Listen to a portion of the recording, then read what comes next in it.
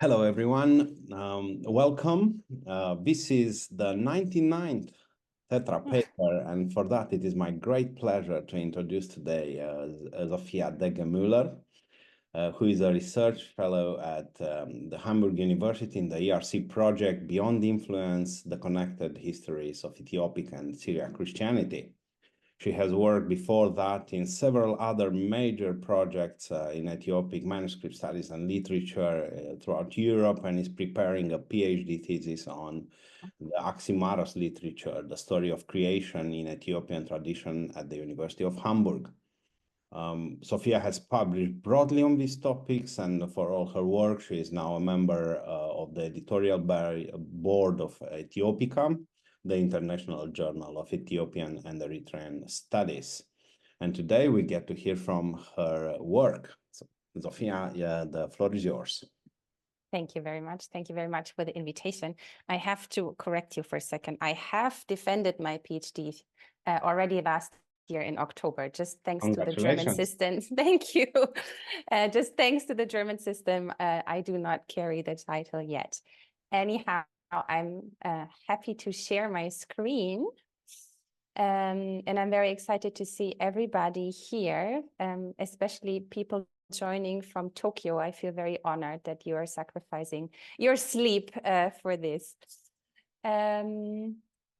So let's see that this is starting. Is it coming or not? It's still needs to get in presentation mode. Exactly. Yeah, but yes. Okay, perfect. Thank you. So today, I know that there are many people in the room who are familiar with Ethiopia and the Ethiopian setup. For everybody who is not, I will very briefly take you through Ethiopia as a multi-religious area. And then I will go into the detail of the manuscript tradition of the Ethiopian Jews, the Beta Israel, and then later on I talk specifically about one text and also artistic features that accompany parts of this text. So for everybody who's not familiar, the Ethiopian Jews used to inhabit this part here that I highlighted in the box, but in the 1980s to 1990s, they have almost entirely migrated to the state of Israel. As I said, Ethiopia is a multi-religious area, and there's always been rumors about traces about Jews in the area. So if we look, for example, at the Aksumite kingdom, we have the legend of the Queen of Sheba, who went to Solomon, who was converted to him to Judaism, and then there should be a Jewish lineage in Ethiopia, according to the legends. We have, however, no trace of that. What we know is that in the 4th century, we have the arrival of Christianity, and the Christian state of Aksum was very active defender of Christianity. So in the 6th century, there was a Jewish ruler in Himyar in present-day Yemen, and the Aksumite state defeated this Jewish ruler, and it said that they brought back several hundreds Jewish prisoners of war. So there would have been an influx of Jewish people, but again, we have no trace of that. We have, of course, very early attestations for Christian materials. So one of the oldest illuminated gospels in this world are found in Ethiopia. We have, at the time around the arrival, at the time of the 6th, 7th century, we have a peaceful arrival of Islam in Ethiopia when the followers of Muhammad who were persecuted in their home country had to flee, and they found refuge in Ethiopia. So we can summarize this, it's very quickly, but we can summarize this as Ethiopia was an international hub for traders, travelers. We have multilingual inscriptions in, for example, Greek, Sabaic, or local languages. We have foreign objects, Roman glass, Chinese coins, and we have different religious groups, and this was summarized by Steve Kaplan, and I'm reading from the screen. So we have a uniquely biblical national church, a peculiar non-Talmudic branch of Judaism, and a form of Islam which at points deviates considerably from the norm espoused in the great Muslim centers of the Red Sea region. So I mentioned before that we have these traces of in the legends at least, of the Jews, but how do we actually see them in the country? So it is true, the Ethiopian Jews, the Beta Israel, do not have the Talmud. They have no halachic tradition. They have no rabbinical tradition. And also there's no Hebrew to be found. However, they have very unique features. For example, they have sacrifice tradition. They have a monastic stream, or they had it at least in the past. They follow very strict purity laws. And we can observe very close relation to the Christian neighbors.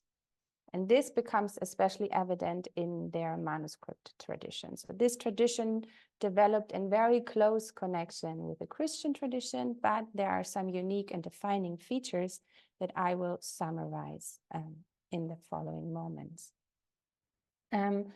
I divided the tradition or the manuscript according to size and context, because these actually really can be divided very clearly.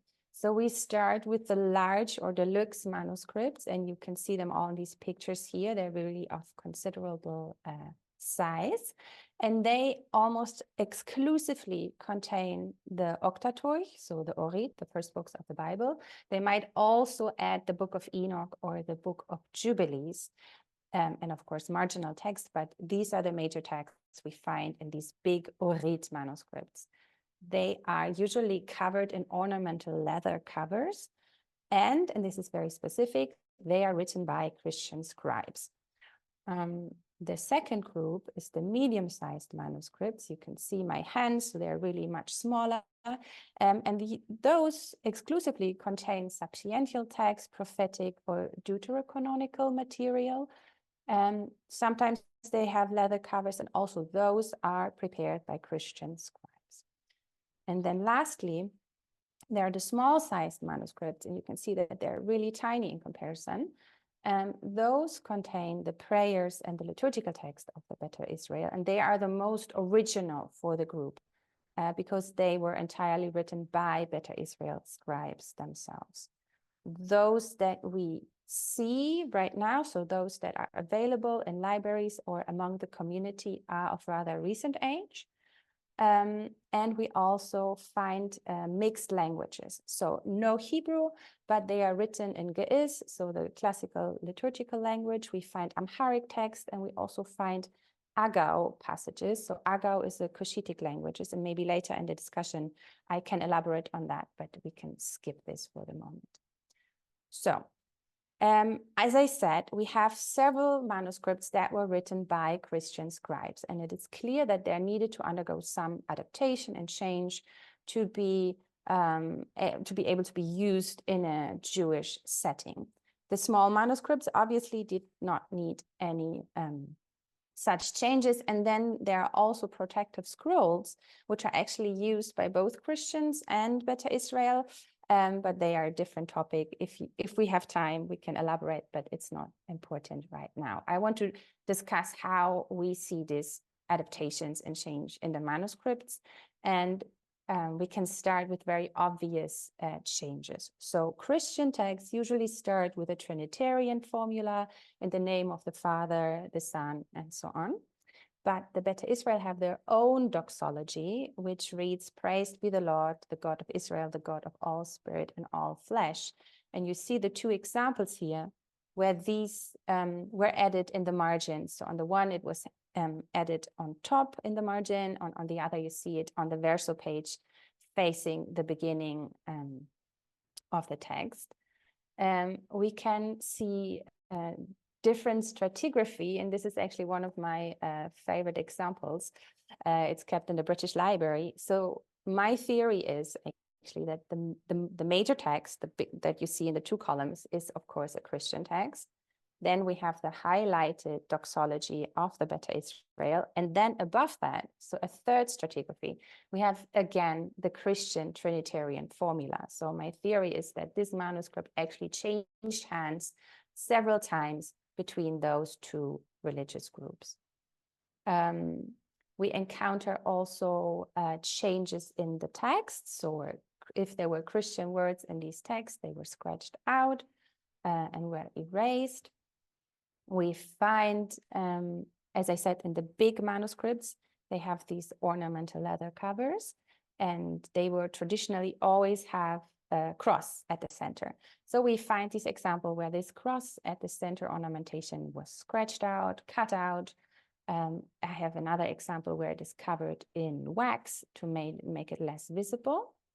And I just recently was in Israel, and we saw some new amazing manuscripts. So this is a 15th century Orit, and you can see these purple splotches, and again, those cover crosses in this ornamentations. So these are, of course, rather, let's say, codicological changes in the manuscripts.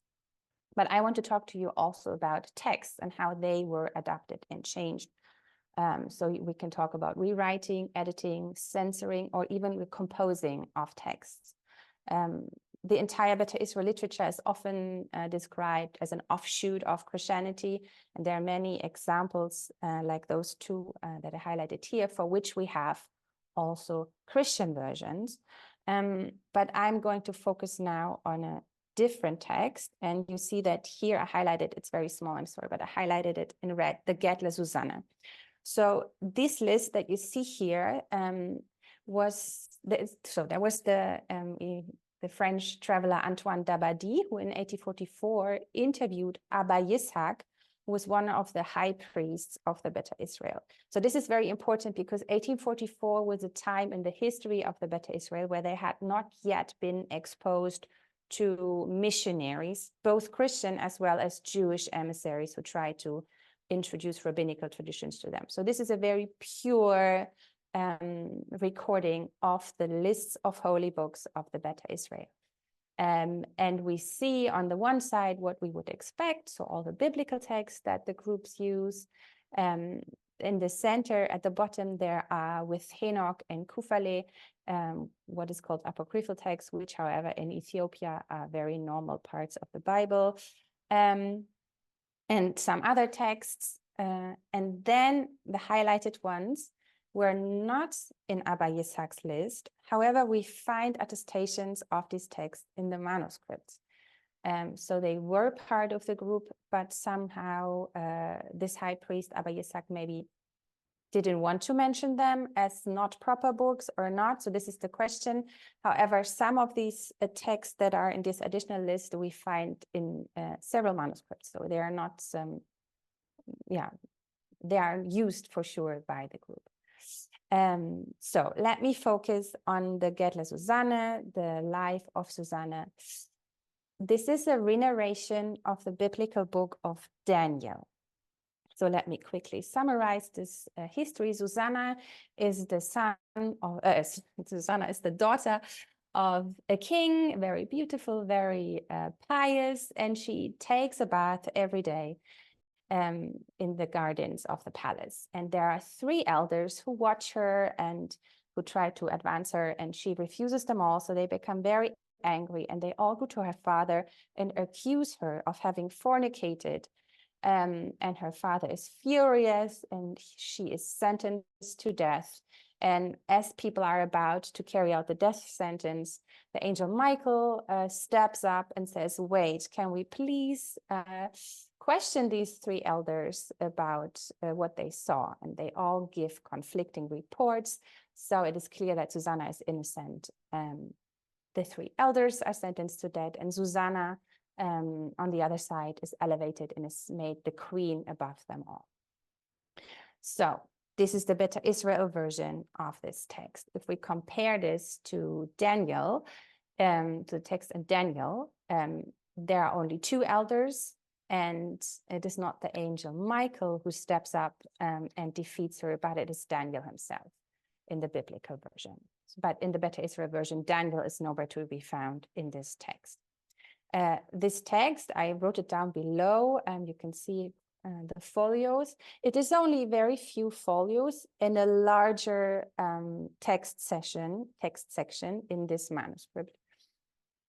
It has caused a lot of attention, so there were several scholars who tried to make sense of this tradition. So a falasha is an old form an old name, outdated name for the Beta Israel. But you see the Falasha variant of the story of Susanna, or further reflections on the Falasha and the Samaritan version of the legends and Susanna. So people try to really like understand where this text comes from. And comparing it to Samaritan traditions is obviously very far-fetched. Because as I found out, it is just an adaptation of the Christian De Sana Michael, so the homily of the angel Michael. And in the Beta Israel manuscript here in Tel Aviv library, as I said, it's part of a very large text sections. This covers the homily of Michael for 3 months, so for Nehase, Meskerem, and Tekamt. And this allows us to really look how this text, so we have a biblical text that was already adapted for the homily of Michael, and then it is again adapted to the Beta Israel use, and we see how these elements appear in the text.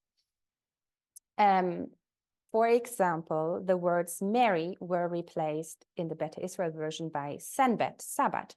That is a very interesting feature in several of Beta Israel literature, that we have a personification or a semi-deification of the Sabbath.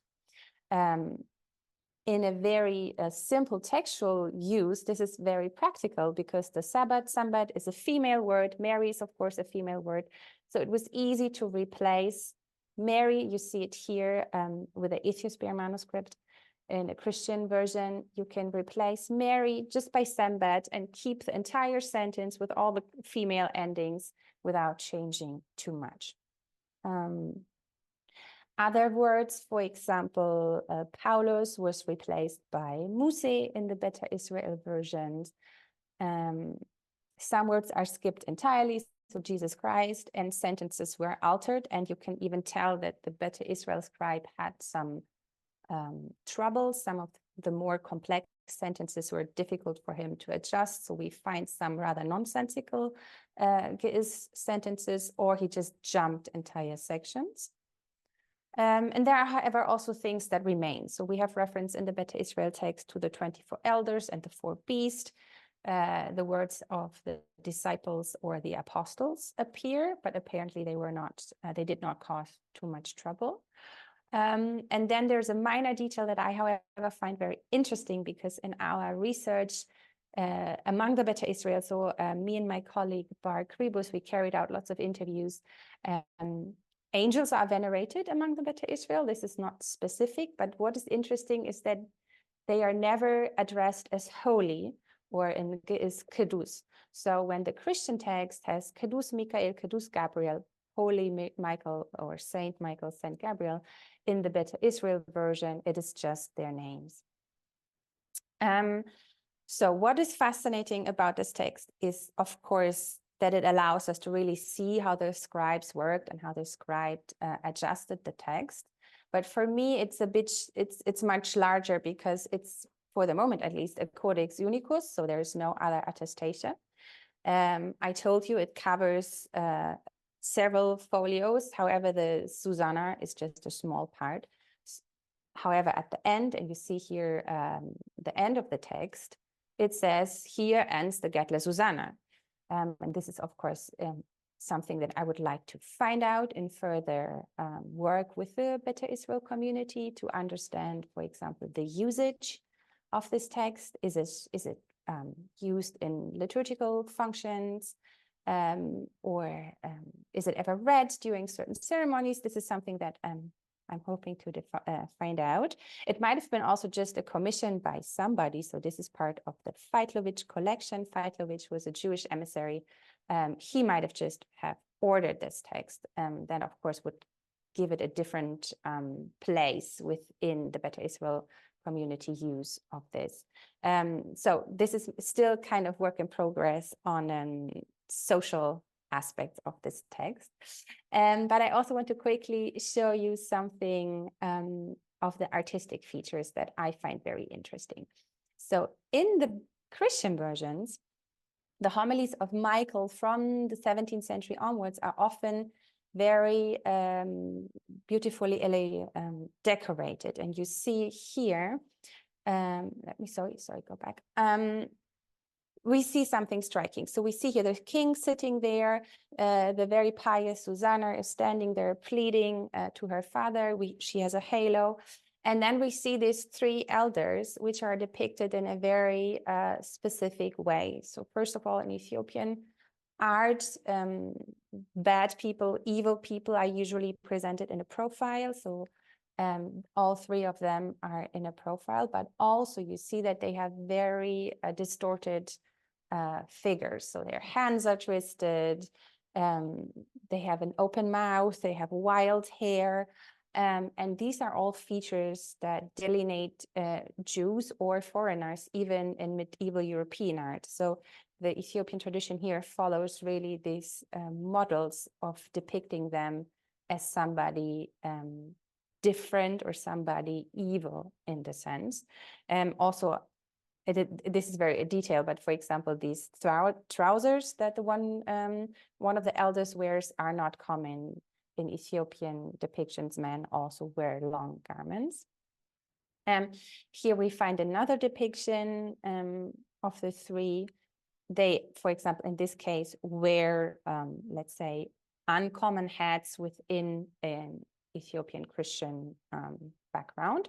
And especially there have been people who argue that this triangular shaped hat is a typical depiction of Jews in medieval art. And what you see at the bottom, this is actually a nice feature, I think, of the Christian Ethiopian art. In the text, when Michael sentenced them to death, he cuts them in half with his sword. So you see the three of them at the bottom being cut in half. And here is another depiction. Again, on the one side, we see Susanna surrounded by these three elders. And again, we can see their wild hair and their open mouths with the teeth and so on. And on the other side, we see how they are cut in half by Michael. So what is interesting about this is that in the Christian text, these three elders are clearly identified as non-Christians. Of course, it all takes place in an Old Testament setting, but the text has, the homily of Michael is understood as a Christian text. So they are really depicted in, let's say, stereotypical Jewish way, a negative way.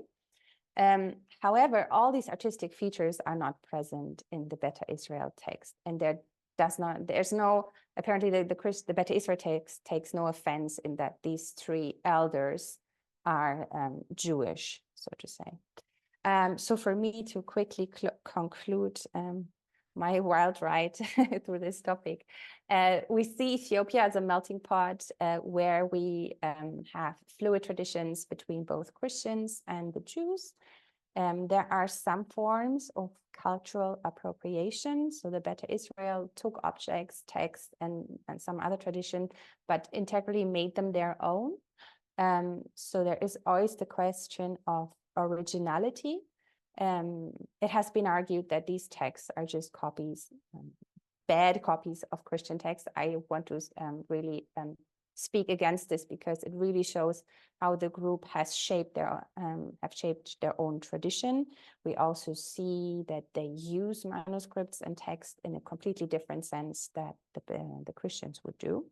And all of this results in unique and defining traditions for the Beta Israel. So with that, I want to thank everybody. Thank you. Thank you very much, Sophia, for this fascinating talk.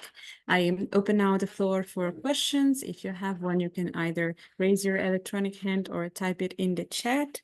I think Madalena has the first question and then Albert. Yeah, can you hear me? Yes. Yeah. Yeah. Well, thank you very much. That was a very interesting presentation, and yeah, I've learned a lot. So I have a question. So you mentioned at the beginning that there's a distinct features, and that all these, or yeah, the manuscripts were written by Christian scribes.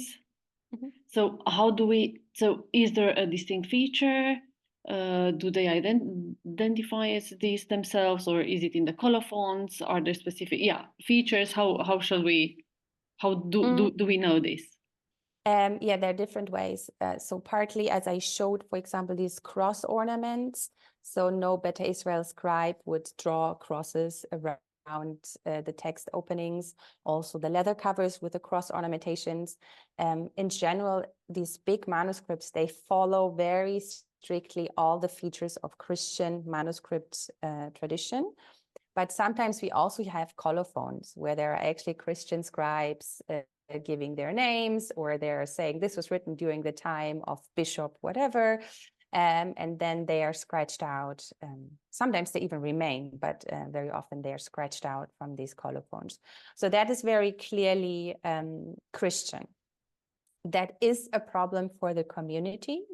Present day, they are of course confronted with this. So this is something that has to be taken with care, I have to say.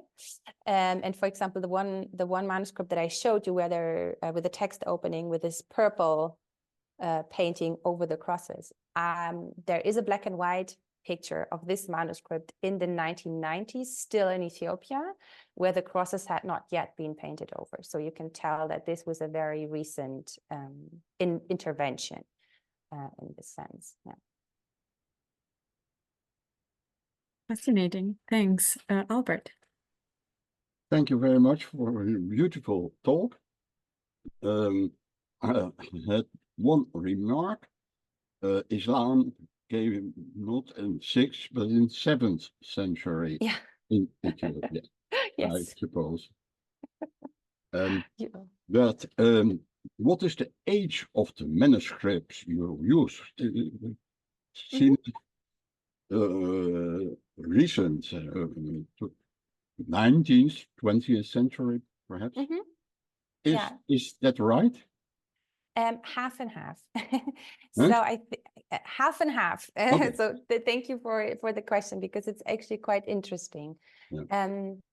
So in the trip that I recently was able to do, we discovered two 15th century Orit manuscripts, and this is really fascinating. But these are the big biblical manuscripts. Okay. And for those, we have several which are of considerable age. These younger prayer books are really, as you said, rather recent 19th century and even younger. However, what we have to take into consideration is that there was a very dramatic flight from Ethiopia to Israel, and only that much was able to be taken along or even survived this trip. So one of the old manuscripts that we just recently digitized, the back half is missing. And there's a story that when the community was fleeing in Sudan, the manuscript was stolen actually, and they had to somehow regain it. And in the course of that, it was destroyed. So I think it's very difficult to say something clearly for the entire tradition, because we don't know how much was lost in the 20th century when the group fled to the state of Israel. Yeah. Well, I have heard the book of Monica Devens, the Sabbath sacrifices. There are also scriptural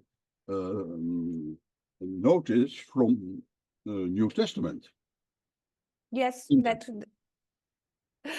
Clearly that can from happen. Matthew from. So that is, so I thought that Falashas were coming, originating in the 13th or 14th century, perhaps, not earlier. Yeah. So first of all, I really would like to avoid falasha, the term, because it is very derogatory, and it was given to them by their Christian neighbors. Sorry. No, this is something, I have a footnote in all my articles where I express this, simply because it is found in all the secondary literature. We do not have any written evidence before the 14th century. So this is what because I'm a textual person, this is what I focus on. It is very difficult to say anything before that. So I wouldn't want to really go into detail what was before that, but from the 14th century on, we have a very stable and very reliable attestation of the group, their traditions, where they lived. Besides that, what I find more important is that they clearly identify as a Jewish group. No. And they really identify as not Christian. So they have very different traditions from the Christian group. And they have the same type of manuscripts, for example, so the Orit, the Octateuch, but they use it completely different than the Christian community does. So I think this is more important than to see whether or not they were around in the 10th century or if we have a written attestation. Thank you. Thank you very much. Thank you indeed. Peter. It's Peter Taras. Peter. Yes, thanks. Thank you, Sophia, for this wonderful talk. I have basically two questions that are related to the sort of social context of the manuscripts that you showed. So first of all, my first question concerns also the fact that these manuscripts are written by Christian scribes. So this. So you showed that the Beta Israel, they have their own scribal tradition, but why do they have manuscripts from Christian scribes? So this must have been, in a way, customary, I guess. So I would love to hear a bit more about that. And then the other question concerns the function of these large size manuscripts. At the beginning, you showed these photographs where they are sort of presented. They have this, obviously, this representative function. So I would also be interested to hear more about that, and also to hear if they, what other functions they have, or whether there are more personalized functions to these large size manuscripts. Mm-hmm. Thank you. So very quickly about the Christian scribe. So I think part was just that the Christian scribal tradition is very elaborate. They know what they do. And in the end, Old Testament is Old Testament, can be used by both groups. So it was probably just easier to commission a manuscript or to buy an already existing one from a Christian scribe. So I think that we have enough evidence that supports this. But of course, they couldn't find a Christian scribe to write their own prayers, especially also because the prayers and the liturgical texts include Agau, so a Cushitic language, that most of the Christian scribes probably were not able to read and write. Yeah, so this is, I think, where the difference is. And in an Ethiopian setting, there were groups who had certain tasks and jobs, and scribes were mostly Christians. Panners, weavers, blacksmith were mostly Beta Israel, for example. Yeah, so I think this is where that comes from, and this is nothing out of the ordinary, I would say. It's really fascinating. Yeah. And the second question with the function. So what I found interesting is that, and it was especially clear now in my visit to Israel, that they have an almost these Orit manuscripts. They have an almost personal feeling to them. They're really integral part of a priest and his family. So they're really handed down from father to son, or upon consecration as a priest or even as a monk, they were given as presents. Whereas in an Ethiopian Christian setting, they are part of a church. They belong to the church. They are not personal, so to say. But also during all kinds of ceremonies, both groups just interpret the text on different days. They read different sections from the text. So this is, there is Professor Dalitrom Shiloni in Tel Aviv University. She's working on this, and she's really doing interviews, and she's doing recordings to see how the Beta Israel read and interpret the Orit text for the different ceremonies. So I'm not an expert on this textual exegetical tradition. That's really what Professor Romshiloni is doing. But I hope this gives you an idea of the different views. Yeah, yes? No? Yeah. Okay. Thanks a lot. Jonas has the next question. Sorry, it's actually me, Felaga. Thank you so much, Sophia, for this excellent talk. I have a sort of, I guess, question from ignorance. And it might be difficult to answer, so if you don't know like a precise answer, I invite you to speculate wildly.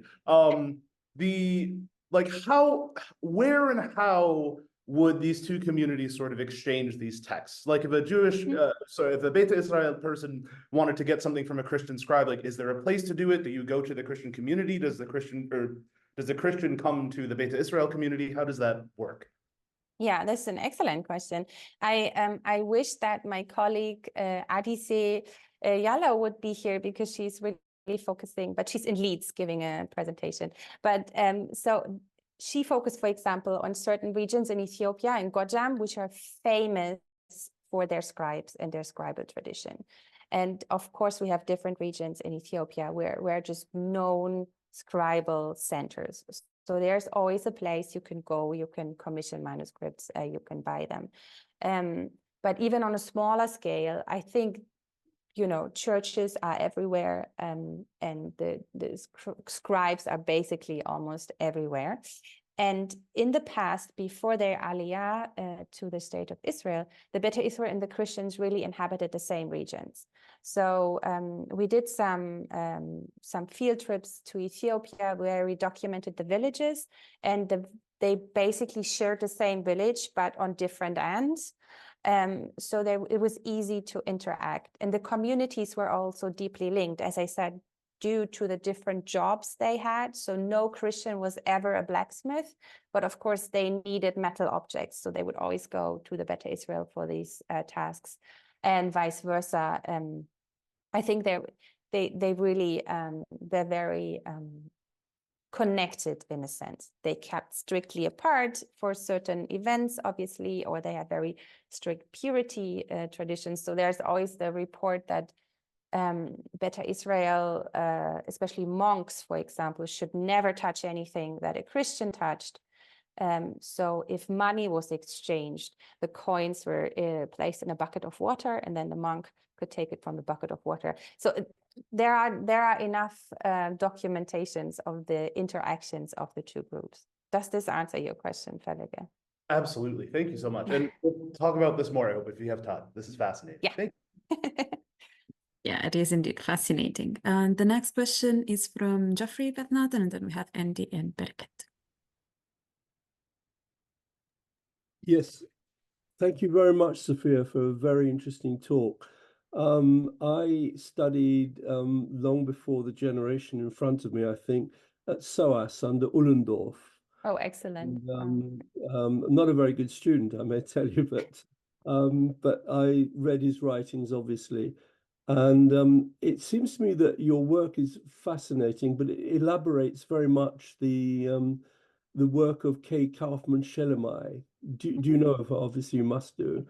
And she wrote a very interesting book, which was actually an autobiography. A lot of it was all about her love life.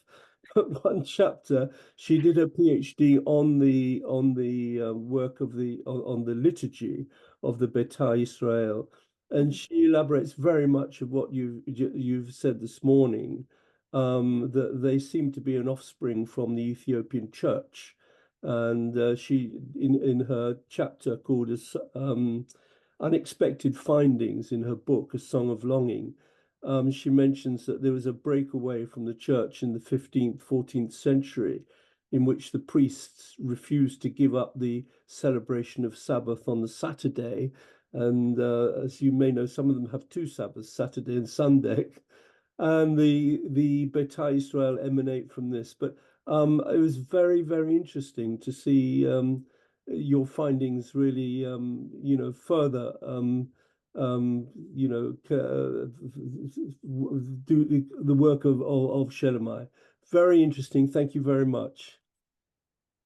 Thank you for the comment. I think it's very great that you bring up Ullendorf, because Ullendorf was always highlighting the Hebraic features in the Christian church. So I think this is something that we have to see. In general, the Ethiopian church is very heavy in their Old Testament tradition and so on. In his book, Ethiopia and the Bible, yeah, he's very scathing about the Beta Israel, or Falashas, as called. Yeah.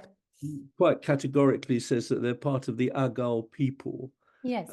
Also, interestingly, from a genetic point of view, I don't know anything really, I must tell you, about genetics at all. I hope all of you know more.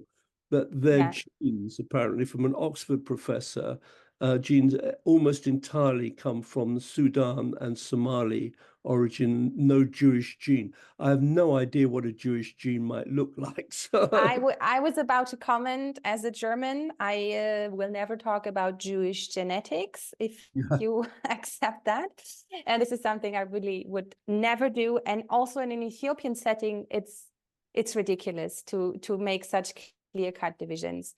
I think you will rarely find somebody who is entirely of one ethnic group. There was so much interaction and change between the groups. I think this is nothing that I would, not a path I would go down on. But what I find interesting is, of course, this Agau relation. So I think this somehow also counteracts the idea that the Beta Israel were like suddenly existed in the 14th or 15th century, because these Agau sections are clearly older than that, and they are clearly not Christians. So there might have been a heavy influence in the 14th, 15th century, and it surely developed over this Sabbath veneration. And there was also within the Christian church a movement of Christians who were very much averted to the overly exaggerated veneration of Mary. So there might have been an influx. There might have been at that time, you know, and reinforcement of the Beta Israel group, but we have enough material such as the Agau that clearly shows that this is not entirely a Christian ethnogenesis, as it was often called, but it might be a mix, but it's not entirely Christian. Does that answer your question a bit? Of course it does. Thank you very much. That was lovely. Thank you. Thank you both. And the next question is from Andy and then Benedict. Thank you very much, Sophia. It's such a fascinating topic. I have two very different questions. One is about something that you mentioned in passing about this, the mention of the reference to these archangels, and then they're never referred to as holy. And you mentioned this. I'm just wondering, because I don't know anything about the Jewish tradition, is this a Jewish concept feature, or is it specific to Beta Israel? And then my second question is to do with the factor of conversion in all of this reuse of these manuscripts. Is there anything that you can trace in that regard, or is it just the recuperation of manuscripts? Because you also gave the example, and I saw Barakat ask a question about this as well, where you have this one manuscript, which is the Christian text, and then there's the Jewish doxology added, and then again a Christian one. So is conversion a factor in any of this? Okay. Thanks very much. So first about the angels, of course, also in rabbinical Judaism, angels play a role. If we think about, especially, you know, the slightly magic traditions about Solomon and how he built his temples and all these things, but in Ethiopia they're especially strongly venerated, and the Beta Israel have their own features about it. There's an entire book called Metzafe Malaik, so the Book of the Angels. They have several apocalyptic texts which show angels taking holy people through the heavens or through tours of hell, to quote Martha Himmelfarb. And so angels are there, and it's like, let's say, it didn't surprise me to find strong angelic veneration in the Beta Israel text. But it's these tiny details. Yeah, it's these tiny details, how they are addressed, or what they would do or what they wouldn't do. So even in the miracles of Michael, very often Mary would play a role. So Mary is like, even Michael would work his magic or his miracles through Mary, or, you know, there's always a connection, and we do not see this, of course, in the Beta Israel text. And then your question about conversion. I'm not sure I understood it entirely. Do you think that people actually converted from Christianity to Beta Israel or vice versa, or that the manuscript changed hands? I don't know. That was my question. Is there any chance that this is a factor sometimes? I mean, I'm not saying in every case, but sometimes or if it is just a Christian got hold of one of the manuscripts and then just made some changes again. I don't know conversion from Christianity to Judaism in that context. Because I don't know anything about the context. That's why I was asking. No, I'm happy to elaborate that. So there are actually reports in Christian sources and in the Beta Israel oral tradition of Christian monks converting to Beta Israel tradition. So there is a famous, I think, 14th century Yafkarena Exi, a local saint, in Hebrew reports how there was one renegade monk called Cosmas, and he was so fed up by the Christian king and of the Christian church that he went to the Beta Israel or to the Jews, and he converted and he wrote the biblical text for them. So even the scribal actions is part of this narration about the saint. And then in the Beta Israel oral tradition, we find a similar feature of a monk called Abba Zabra, who was the father confessor of Zara Jacob, a very influential, very Christian emperor in the 15th century. And it is said that he somehow ran into trouble with the emperor, and he fled to the wilderness, and he converted to Beta Israel tradition, and he wrote holy texts and prayers for them. So this is something that we find both in Christian written and in Beta Israel oral traditions. And in the manuscript, it's difficult to tell. Certainly they changed hands, this is clear, but did they change hands because the priest who was formerly Christian converted and then he scratched out all the words himself, or was the manuscript just sold or reused by somebody else? That is unfortunately beyond what I could tell from the physical evidence. However, these two 15th century manuscripts that we just found in Israel do give me the idea that this was something that happened. So maybe, as we talked about with the question before, about this reinforcement of the Beta Israel group within the 15th century, and it is attested that there was the big turmoils in the Christian church, and many priests were called heretics within a Christian setting. So why not? There might have been one or two who just, took their Orit manuscript and became Beta Israel. I think this is within the options, but it's a speculation, no written evidence whatsoever. Okay, thank you. Yeah, thank you very much. Bereket posted some questions in the chat. Do you want to read them yourself, or shall I go ahead for you? I guess I'll try. So the first one was briefly addressed already. He said that he asked whether the Beta Israel have lectionary to be read during the year, and if so, when do they read the Gadara Susanna and commemorate her? Yeah, I wish I could tell you the second half. This is something that I'm hoping to find out myself in interviews with the priests, and unfortunately I cannot answer that yet.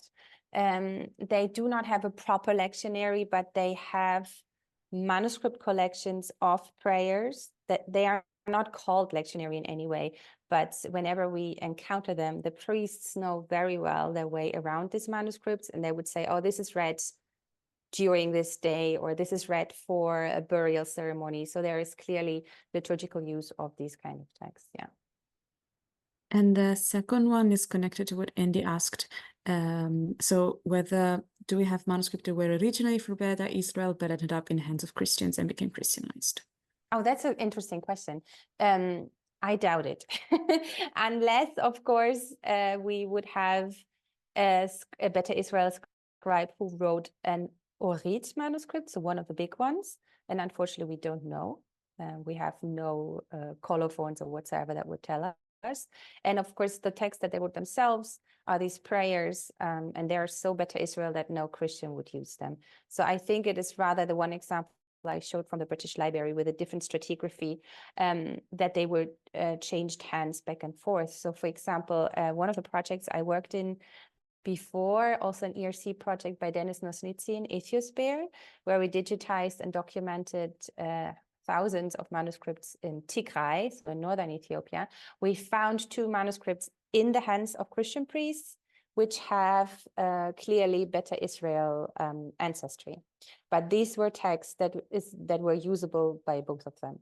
And in the interviews that I had, or that we did with the groups, with the Beta Israel They just say that when they had to make Aliyah, they left all their belongings behind. They could carry only that many manuscripts with them. So I think it would be more or less normal that these manuscripts that were left behind were then taken by the people who remained or the Christian neighbors. Oh, that's really fascinating. Thanks. Lasse. Can you hear me? Yes. Hi, Good. Lasse. Hi, Sophia. Good to see you again. I Yes, hope it you're is. well. I could only join the last 5 minutes or so, so I unfortunately didn't hear your talk. But I was going to ask you something that you just addressed, actually, because this I cannot hear you, sorry. or something is. Can you hear me now? Can you repeat your question, please? I was just talking about the issue of whether we have evidence of Christian use or reception of Beta Israel texts or manuscripts. And it just got me thinking, and you just answered that in the negative. And I was just thinking about, and that might be the British Library one you were talking about, but we have this manuscript, I think it's Oriental 503, where there is it's a Christian manuscript, surely a Christian manuscript with the Christian introduction. So in the name of the Father and the the Father, Son, and the Holy Spirit, etc. But there we have the Beta Israel Ezra text, complete with the Yet Barak Exiaper thing. So there, I think at least we have an example of a Christian scribe composing a Christian manuscript, but copying out the Beta Israel Ezra text because it has the introductory formula, which is so distinctive of Beta Israel. Yes and no. So there are also some Christian texts, especially older ones, that start with these lines. Yet Barak Exiaber. So this is not a 100% telltale for Beta Israel, but of course I know exactly what manuscript you're talking about. So this is a super fascinating case. And it's because it's also fairly old. If I'm not mistaken, I think it's also 1560. Well, I haven't. Problem 18, is, I haven't. 18. Since the British Library is down, I couldn't look at it for over a year, as we all, of course, suffer from. At least according to my notes, it's 18th century. But, perfect. But they're old notes, so. So I mean, there are all these single attestations that might prove me wrong, and they're super fascinating. One of the priests that we interviewed just now in Ashkelon, when he was confronted with the crosses in the ornamentation, he became very uneasy, and then he gave an explanation that there was always a Christian scribe sitting next, a Beta Israel scribe sitting next to the Christian supervising the copying of a text. I don't know if that is feasible because it would have lasted for months, but you never know how closely the Beta Israel would have followed the copying manuscript, the copying process of a manuscript also, or if they were able to say, and now you add this Ezra text, for example. So I mean, I rely on the written evidence. So for everything that I cannot interview people about, this is of course something, unfortunately, I cannot be very decisive about. But the example that you raise is very intriguing. Thanks. Thank you. Margaret posted a question in the chat. I don't know if you want to ask it yourself, or shall I? Yeah, I can ask it. I just wondered, I'm fascinated by the Archangel Michael, and I was wondering if any of this material about angels and especially about Michael has been translated into English, or I would accept French or German as well, but preferably English.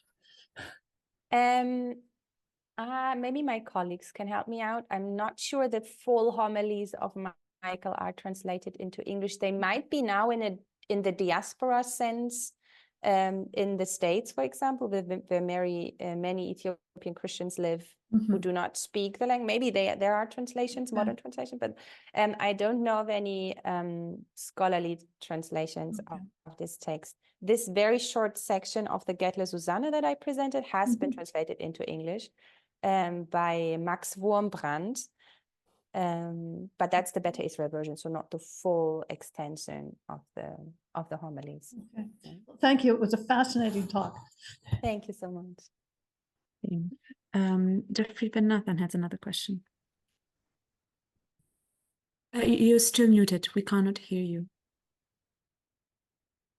Sorry, Sophia, I wonder if you can tell us, I'm just wondering to what extent the Beta Israel have moved from Ethiopia to Israel largely. Is the study of their liturgy and their ritual and is it becoming academic and historic? I mean, imagine that they've moved off to a more Jewish form of liturgy in Israel. Do you know, what's your view about that? Yeah, this is actually very fascinating because this is a very developing tradition, I would say. And because you brought up Kay Kaufmann-Schellemey in her studies before, she did those in the 1980s. And there are other scholars like Steve Kaplan, who also wrote like the most important books. They also studied around the 1980s, so before the Aliyah movement. So if we look at the books that were written about the Beta Israel and describing their traditions from the 80s and 90s, they really give us an idea of the traditions as they were in Ethiopia. And what Professor Dalit Ramshiloni is doing now in Israel is, of course, trying to document the present state of the tradition, which has been influenced. So, for example, the sacrifices were reduced a lot. So there used to be much more sacrifice in the yearly celebrations, and now they are only allowed to sacrifice for Yom Kippur, for example. Or there used to be lots of pilgrimages which were connected to holy sites in Ethiopia, and of course they cannot be carried out in the same way in Israel, and so on. However, I mentioned it briefly, we have, since the 1850s, we have this influence of Christian missionaries as well as Jewish emissaries on the Beta Israel. So actually the reports, and they're very, very few, of before the 1850s, these are the only ones that give us the pure idea of the group and their traditions. And the one who did the most extensive work was Antoine Dabadi in 1844, when he visited the group and really interviewed them and tried to note down as much as he could about their texts and traditions. But we have some older reports from James Bruce, for example, a British traveler in the 1780s, 70s. I'm not entirely sure the dates right now, but who also reports on their tradition and what they do. Yeah. So I think we have at least three time periods that we have to take into consideration when we discuss all these traditions about the Beta Israel. Thank you. Maybe just one final question to round it off. You mentioned during the presentation protective scrolls, and I was wondering whether you could quickly tell us something more about it. Oh yeah, I'm happy to. Even if you allow me to share my screen again, I could show you a picture. By all means, yes, please. Just a second. Can I share my screen again? Now I'm lost, and you said you did a quick last. It's not so quick at the moment. Let me see if this works. I have here. Where are the magic scrolls? Do you see the magic scrolls? Can you see it? Yes, we can. Yeah. So magic scrolls we find in Ethiopia for many different groups, and also in Eritrea. But as for Muslims, Christians, the Beta Israel, and even some more complicated groups as the Kemant. But the Beta Israel and the Christians share very similar elements of these protective scrolls. They follow the same artistic layout. So you usually have these paintings, which are called talismans, like very roughly descriptions. We have a painting at the top, in the middle, and at the bottom. And then we have the text in between, and usually it's 2 or 3 texts of apotopraic nature. And what is fascinating about these is that we can even find a Christian text and a Beta Israel text in the same scroll. Or we can find an entirely Christian scroll, but the owner's name would be a Beta Israel one. And I personally think you have to see that in the sense of a country without a functioning medical system, because almost all of them have medical purposes against pain, against childbirth, child's death, or, you know, pain during labor and so on. So I think they are not clearly understood, oh, this is a Christian scroll or this is a Beta Israel scroll, but they're understood as a medicine. So there wouldn't be so much raised eyebrows that half of them is maybe Christian or not. However, there are reports that in Gondar, so a city where both of the groups lived closely together, that the Beta Israel scribe have the most powerful magic scrolls. And if somebody has a bad spell on you, you need a Beta Israel scroll to counteract it. So there are these traditions, but I think this is very different from what I normally would study. I'm happy to talk about it. It is indeed a great topic, really fascinating. Unless I missed some questions, please join me once again in thanking Sophia for a fascinating talk. And thank you everybody for joining and for contributing to the discussion. And see you next time. Thank you everybody for coming. Goodbye.